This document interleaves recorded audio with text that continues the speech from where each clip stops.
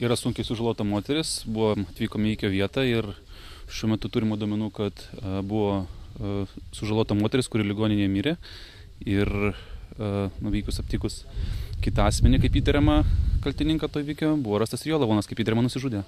Tai pradėtas ikiteisminis tyrimas pagal Lietuvos Respublikos baudžiamo kodekso 129 straipsnį 1 dalį.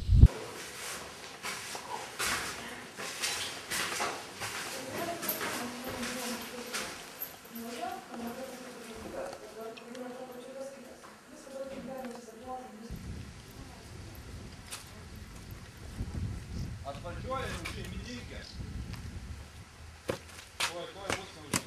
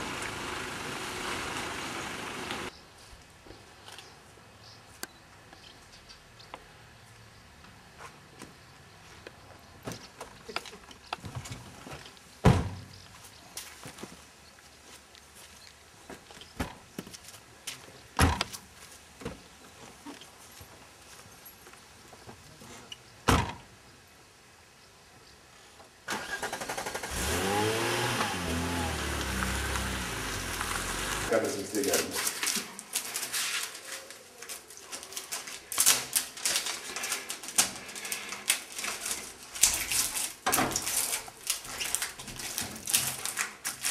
Iš matymų taip neturėjome jokių, nes jinai gyvena, nuo rudenį tik tai gyvena toj moteris, su sūnumi čia gyvena toj moteriškė.